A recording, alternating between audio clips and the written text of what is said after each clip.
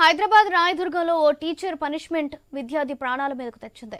ఓ private స్కూల్లో 10th విద్యార్థి లెక్కలు సరిగ్గా చేయలేదని గోడ కుర్చీ వేయించాడు మ్యాథ్స్ టీచర్.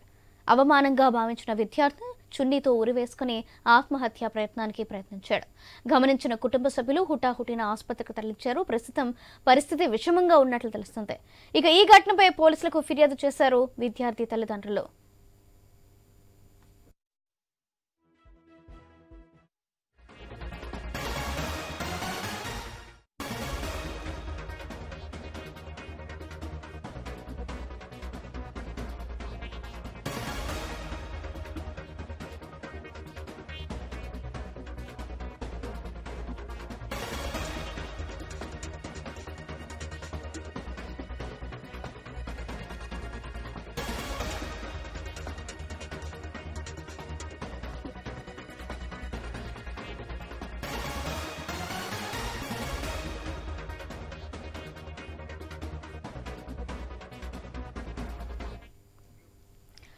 హైదరాబాద్ రాయదుర్గంలో ఓ టీచర్ పనిష్మెంట్ విద్యార్థి ప్రాణాల మీదకు తెచ్చింది. రైట్, ఈ అంశానికి సంబంధించిన మరింత సమాచారం మా ప్రతినిధి లహరి అందిస్తారు. లహరి, అప్డేట్స్ ఏంటి?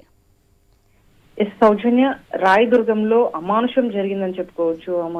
ఇటు నాగార్జున హై స్కూల్లో చదువుతున్నటువంటి 10th క్లాస్ చదువుతున్నటువంటి బాలు అనే విద్యార్థి ఇటు చదువులో చాలా పూర్గా ఉన్నాడని, లెక్కలు సరిగా చేయడం లేదని, ఇటు మ్యాథ్స్ టీచర్ ఎవరైతే ఉన్నారో అతను ఆ ఉపాధ్యాయుడు గోడ కుర్చీ వేయించడం జరిగింది. దీంతో అక్కడ స్టూడెంట్స్ అందరూ ఉండంగా తన స్నేహితుల ముందు అలా గోడ కుర్చీ వేయించడం అవమానంగా ఫీల్ అయిపోయి తను భరించలేక ఆత్మహత్య అయితే చేయడం జరిగింది. ఇటు ఎవరు లేని టైంలో చున్నీతో ఉరి వేసుకొని కూడా బలవన్మరణానికి ప్రయత్నం చేశాడు. అంటే 10th క్లాస్ లోనే ఆత్మహత్య యత్నానికి ప్రయత్నించాడంటే తను ఏ విధంగా గాయపడ్డాడో అనేది మనకు క్లియర్ గా అర్థమవుతుంది.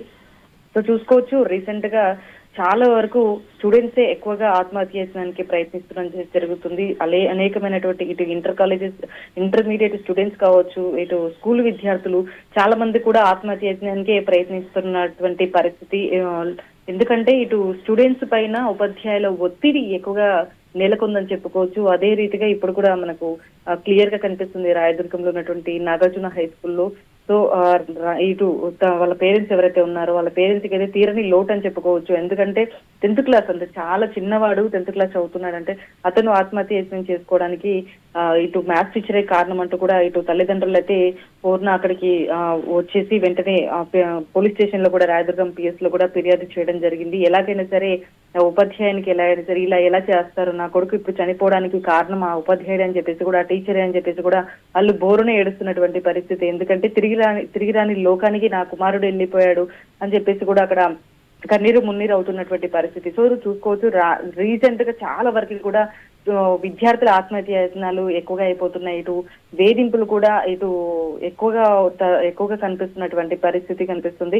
సో ఎలాగైనా సరే ఈ స్టూడెంట్స్ పైన ఒత్తిడి తగ్గించాలి అనే రీతిన విద్యార్థి సంఘాల నాయకులు ఎన్నో సార్లు పోరాటం కూడా చేస్తున్నారు, నిరసన చేపడుతున్నారు. అయినా సరే తరచూ ఇలాంటి పునరావృతం అవుతూనే ఉన్నాయి. ఎంతో మంది విద్యార్థులు బలవుతూనే ఉన్నారు. అయినా కూడా ఉపాధ్యాయులు చేంజ్ అయినటువంటి పరిస్థితి. కానీ ఉపాధ్యాయులు కూడా విద్యార్థులు బాగా చదువుకోవాలి, ఉన్నత స్థాయికి ఎదగాలి, మంచిగా ఎలాంటి చెడు అలవాట్లకు లోన్ అవ్వకూడదు, మంచి చదువుకోవాలని చెప్పేసి వాళ్ళ ఉద్దేశపూర్వకంగా వాళ్ళు చదివించాలని అనుకుంటారు. కానీ విద్యార్థులు మాత్రం దాన్ని బలహీనతగా ఫీల్ అవుతూ, అలాగే భరించలేనటువంటి అవమానంగా ఫీల్ అవుతూ కూడా ఇలాంటి ఘటనలు కూడా చోటు చేసుకుంటున్నటువంటి పరిస్థితి. సో మొత్తానికైతే ఇప్పుడు ఉపాధ్యాయుడు చేసినటువంటి గోడ కుర్చీ వేయించినటువంటి మ్యాథ్స్ టీచర్ వల్ల ఒక పసిబాలుడు అని చెప్పుకోవచ్చు 10th విద్యార్థి ఇటు ఆత్మహత్య ప్రయత్నం చేయడంతో చనిపోవడంతో ఇటు మొత్తం కూడా అక్కడ తల్లిదండ్రులు అయితే కన్నీరు మున్నీరు అవుతున్నటువంటి పరిస్థితి. లహరి, ఈ ఘటనకు సంబంధించి అటు స్కూల్ యాజమాన్యం ఏమంటుంది? సౌజన్య, ఇప్పటికైతే చూసుకోవచ్చు ఆ స్కూల్ యాజమాన్యం అయితే ఇప్పటి వరకు అయితే విద్యార్థి ఏదైతే లెక్కలు అయితే సరిగా చేయడం లేదని చెప్పేసి ఉపాధ్యాయుడు మామూలుగానే గోడ కుర్చీ వేయించాడు. కానీ ఆ విద్యార్థి అవమానం తట్టుకోలేక విద్యార్థుల ముందు తన తోటి స్నేహితుల దగ్గర చిన్న చూపుగా భావిస్తూ అతను అలా చేసుకున్నాడు. సో సో చాలా వీక్ గా ఆలోచించాడు. ఎప్పుడైనా సరే స్టూడెంట్స్ చదువుకోవాలని మేము అలా చేస్తుంటాం, కానీ ఇలా జరుగుతుందని చెప్పేసి మేము అనుకోం కదా అని చెప్పేసి కూడా యాజమాన్యం అయితే చెప్తుంది. సో ఎప్పటికైనా సరే స్టూడెంట్స్ అనేది బలంగా ఉండాలి, ఎలాంటి ఒత్తిడిలు ఎదుర్కొన్నా సరే దాన్ని నిలదొక్కుని ముందుకెళ్ళాలి. కానీ ఇలాంటి చిన్న చిన్న విషయాలకి ఇలా ఆత్మహత్య యత్నానికి ప్రయత్నించడం అనేది ఏంటని చెప్పేసి కూడా ఇటు యాజమాన్యం చెప్తుంది. సో మొత్తం మీద అయితే చూసుకోవచ్చు, ఇటు చాలా చిన్న విషయం అని చెప్పుకోవచ్చు, కానీ తను ఎక్కువగా లోతుగా ఆలోచించి తను బలయ్యాడని కూడా ఇక్కడ మనకు క్లియర్ గా కనిపిస్తుంది. Soujanya. Right, thank you Lahari.